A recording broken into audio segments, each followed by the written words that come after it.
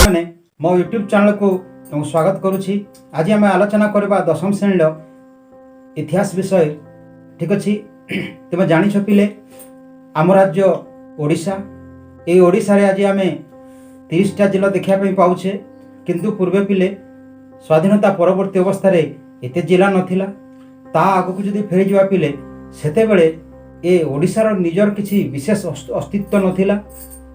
जेते बेले हमर आमे पूर्व वीडियो आलोचना करथिले ओडिया जातीयतार विकास ता पर पिले हमर जातीय बा ओडिया मानकर आंदोलन सृष्टि हैला। सही समय रे विभिन्न छोट छोट राज्य जहा कहा जाउथला देशीय राज्य से देशी राज्य माने थिले।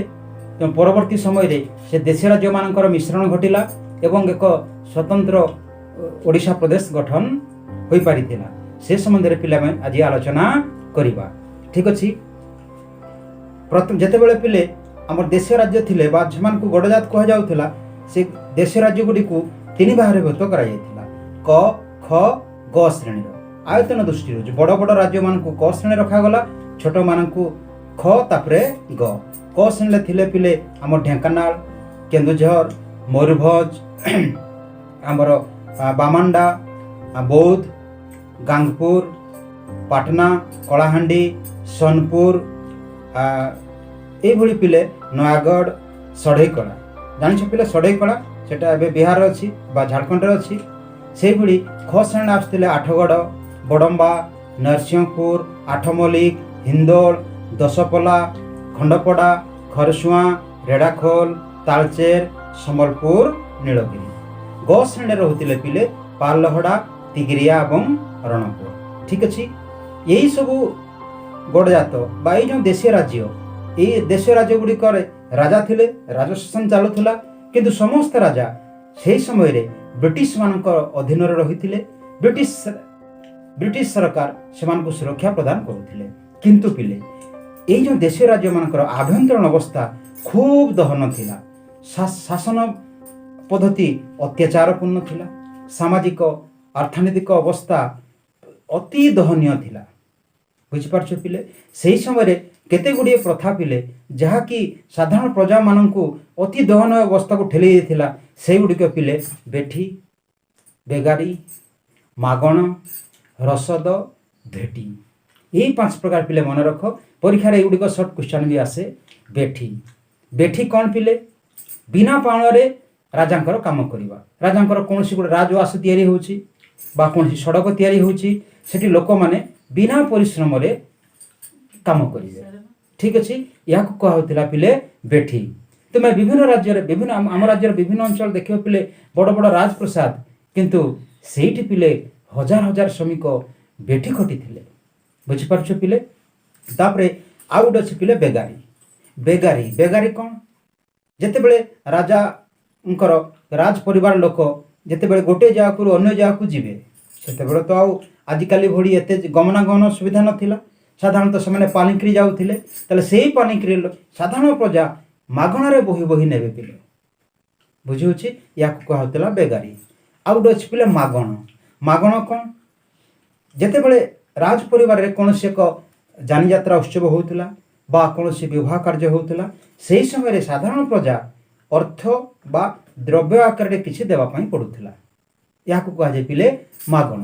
आज राजा घर राजा झीर पुअर बाहागर होची ए गाँव ये आसबो ए गाँव ये आसबो ए गाँव राजा निर्देश लोक मैंने मागणा से गुड़ा पहुँचे पाक पहुँचाइबे। ठीक अच्छे आ गोटे पिले आसला रसद।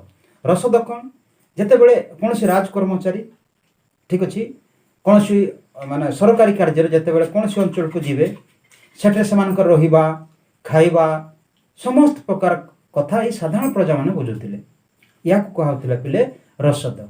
आ गोटे भेटी जोटा कि आम मागण भाया सेटा से भली राज परिवार कौन उत्सव बा विवाह संबंध में किसी भेटी देवाई पड़ूला। बुझी ये तो यही जिनस गुड़िक साधारण प्रजा अस्तव्यस्त हो पड़ुले। सेते अर्थनैतिक अवस्था जहाँ थिला सेते बेले जहाँ चाष होता जहाँ व्यवसाय वाणिज्य होता से बड़ भाग पिले ये चली जाऊला। तो लोक मान पाखे आ खाइबे कौन यही भली दयनीय अवस्था थिला। तेणु धीरे धीरे धीरे धीरे यार किपरि ପରିବର୍ତ୍ତନ କରାଯାଇପାରେ, ଏହି ପ୍ରଥା ସବୁ କିପରି ଉଠିଯିବ ସେଥିପାଇଁ ମଧ୍ୟ ଗୋଟେ ସ୍ୱର ସୃଷ୍ଟି ହେବା ପାଇଁ ଚାଲିଲା ଏବଂ ଧୀରେ ଧୀରେ ଧୀରେ ଧୀରେ ପିଲେ ପ୍ରଜା ଆନ୍ଦୋଳନ ସୃଷ୍ଟି ହେଲା। 1922 ମସିହାରେ ସର୍ବପ୍ରଥମ ଢେଙ୍କାନାଳରେ ଏହି ପ୍ରଜା ଆନ୍ଦୋଳନ ଆରମ୍ଭ ହୋଇଥିଲା ଏବଂ ତାପରେ 1931 ମସିହାରେ ଜୁନ୍ ମାସ 20 ତାରିଖରେ କଟକରେ ଗୋଟେ ସମ୍ମିଳନୀ ହେଲା, ଯେଉଁଥିରେ କି ଭୁବନାନନ୍ଦ ଦାସ ସଭାପତିତ୍ୱ କରିଥିଲେ। ଏହି ପ୍ରଜା ଆନ୍ଦୋଳନର ଏକ ସମ୍ମିଳନୀ ହୋଇଥିଲା। ପରବର୍ତ୍ତୀ ଅବସ୍ଥା 1937 ମସିହାରେ ଠିକ୍ ସେହିଭଳି ଦ୍ୱିତୀୟ ସମ୍ମିଳନୀ ହୋଇଥିଲା। ଏହିଭଳି ବିଭିନ୍ନ ପ୍ରକାର ସମ୍ମିଳନୀ ହେଲା ପିଲେ ଏବଂ ଏହି ସମ୍ମିଳନୀରେ ସେମାନେ କେତେ ଗୁଡ଼ିଏ ଦାବି ଉପସ୍ଥାପିତ କଲେ। ପିଲାମାନେ ଏଇଟା ମନେ ରଖିବ, ସେମାନେ 5ଟି ଦାବି ଉପସ୍ଥାପନା କରିଥିଲେ। 1. ବେଠି ବନ୍ଦ ହେବ ବା ବେଠି, ବେଗାରୀ, ମାଗଣ, ରସଦ, ଭେଟି, ଏଇ ଯେଉଁ ସବୁ କୁପ୍ରଥା ଯେଉଁଟାକି ଯେଉଁଥିପାଇଁ କି ପ୍ରଜାମାନେ ସାଧାରଣ ପ୍ରଜାମାନେ ହନ୍ତସନ୍ତ ହେଉଥିଲେ, ଏହିସବୁ ପ୍ରଥା ଗୁଡ଼ିକ ଉଚ୍ଛେଦ ହେବ। 2. ପ୍ରଜାମାନଙ୍କର ଯେଉଁ ଅଭିଭକ୍ତି ଅଧିକାର ଆସିବ। ସେତେବେଳେ ଆମେ ଯେମିତି ଆଜି ସ୍ୱାଧୀନ ମତ ବ୍ୟକ୍ତ କରିପାରୁଛେ, ଆମେ ଯେଉଁଟା ମୌଳିକ ଅଧିକାର କହୁଛେ ପିଲେ, ସେତେବେଳେ ପ୍ରଜାମାନଙ୍କର ସାଧାରଣ ଅଭିଭକ୍ତି କରିବାର ଅଧିକାର ନଥିଲା। ଗଣମାଧ୍ୟମର ସ୍ୱାଧୀନତା ନଥିଲା ପିଲେ, କିମ୍ବା କୌଣସି ସଂଘ କୌଣସି ସଂଗଠନ ସାଧାରଣ ପ୍ରଜାମାନେ ଗଠନ କରିପାରୁନଥିଲେ। ତେଣୁ ଏହିସବୁ କାମ କରିବା ପାଇଁ ମଧ୍ୟ ସେମାନଙ୍କର ଦ୍ୱିତୀୟ ଦାବି ରହିଲା। ତୃତୀୟରେ ଚାଷ ଜମିରେ ଯେଉଁ ରୟତ, ଯେଉଁଟା ଖଜଣା ଆମେ କହୁଛେ ପିଲେ, ଯେଉଁ ରୟତ ସାଧାରଣ ପ୍ରଜାମାନେ ଦେଉଥିଲେ, ସେଥିରେ କୌଣସି ଗୋଟେ ଟ୍ରାନ୍ସପାରେନ୍ସି ବା ସ୍ୱଚ୍ଛ ନିୟମ ନଥିଲା। ରାଜା ବା ରାଜାଙ୍କର କର୍ମଚାରୀମାନେ ବା ତାଙ୍କର ପ୍ରତିନିଧିମାନେ ମନ ଇଚ୍ଛା ରୟତ ନେଉଥିଲେ। ତେଣୁ ସାଧାରଣ ପ୍ରଜାମାନେ ଚିନ୍ତା କଲେ, ଯାହା ନେଉଛ ନିଅ, କିନ୍ତୁ ଆମକୁ ଗୋଟେ ସ୍ୱଚ୍ଛ କର, ନିର୍ଦ୍ଦିଷ୍ଟ କର, ଯାହାଫଳରେ କି ଆମେ ସେ ଅନୁସାରେ ପ୍ରସ୍ତୁତ ହୋଇପାରିବୁ। ଠିକ୍ ଅଛି। ଚତୁର୍ଥରେ ଜାଣିଛ ପିଲେ, ଓଡ଼ିଶାର ଅଧିକାଂଶ ଅଞ୍ଚଳ ଆମର ଜଙ୍ଗଲ। ଠିକ୍ ଅଛି। ଏଇ ଜଙ୍ଗଲଜାତ ଦ୍ରବ୍ୟ, ଠିକ୍ ଅଛି, ସେଇଗୁଡ଼ିକର କିପରି ସୁବ୍ୟବସ୍ଥା କରାଯାଇପାରିବ, ସେମାନଙ୍କର କିପରି ସ୍ପଷ୍ଟ ନିୟମ ଆସିବ, ଯେଉଁଥିରେ କି ଜଙ୍ଗଲଜାତ ଦ୍ରବ୍ୟର ବିକ୍ରି, କିଣା, ବଟା ଏସବୁ ଇତ୍ୟାଦି ହୋଇପାରିବ ଏବଂ ସେଥିରେ ବାସ କରୁଥିବା ଆଦିବାସୀ ଲୋକମାନେ କିପରି ଜଙ୍ଗଲଜାତ ଦ୍ରବ୍ୟ ପ୍ରତି ସେମାନେ ଉପଭୋଗ କରିପାରିବେ, ତାଙ୍କର ଅଧିକାର ରହିବ। ଏହି ଦାବି ମଧ୍ୟ ଆମର ପ୍ରଜା ଆନ୍ଦୋଳନରେ ରହିଥିଲା ପିଲେ। ଏବଂ ପଞ୍ଚମରେ ଥିଲେ ପିଲେ ଏକଚାଟିଆ ବାଣିଜ୍ୟ ବ୍ୟବସାୟକୁ ବନ୍ଦ କରିବା। ଏକଚାଟିଆ ବାଣିଜ୍ୟ ବ୍ୟବସାୟ ମାନେ କ'ଣ? ଯଦି କୌଣସି ଚାଷୀ କିଛି ଉତ୍ପାଦନ କଲା ବା କୌଣସି ବ୍ୟବସାୟ ହେଉଥିଲା ପିଲେ, ସେଥିରେ ରାଜ କର୍ମଚାରୀମାନେ ମନଇଚ୍ଛା ଦାମ ସେଥିରେ ଲଗାଉଥିଲେ। ମାର୍କେଟ ତାଙ୍କ କଣ୍ଟ୍ରୋଲରେ ଥିଲା ପିଲେ। ତେଣୁ ଏଇ ଯେଉଁ ଏକଚାଟିଆ ବ୍ୟବସାୟକୁ ବନ୍ଦ କରିବା ପାଇଁ ମଧ୍ୟ ଏହି ପ୍ରଜା ଆନ୍ଦୋଳନରେ ଦାବି ଉପସ୍ଥାପନ କରିଥିଲେ। ଠିକ୍ ଅଛି। ଏହିଭଳି ଭାବରେ ପିଲେ ଏଇ ଯେଉଁ ପରବର୍ତ୍ତୀ ଅବସ୍ଥାରେ 1938 ମସିହାରେ ଡକ୍ଟର ହରକୃଷ୍ଣ ମହତାବଙ୍କ ନେତୃତ୍ୱରେ ଏକ ଗଡ଼ଜାତ ତଦନ୍ତ କମିଟି ଉଠିଲା।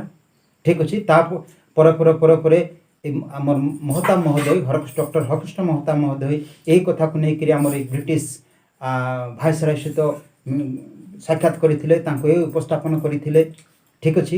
ଯାହା ବି ହେଉ, ଏଇ ଡକ୍ଟର ମହତାବଙ୍କ ନେତୃତ୍ୱରେ ଏଇ ଆନ୍ଦୋଳନଟା ଟିକେ ଦ୍ରୁତ ହେବାରେ ଲାଗିଲା, କିନ୍ତୁ ଏହାକୁ ରାଜାମାନେ, ଦେଶୀ ରାଜାମାନେ ପସନ୍ଦ କଲେ ନାହିଁ। କେହି କହିଲେ ମହତାବଙ୍କୁ ପରଶୁରାମର ଆଖ୍ୟା ଦେଲେ।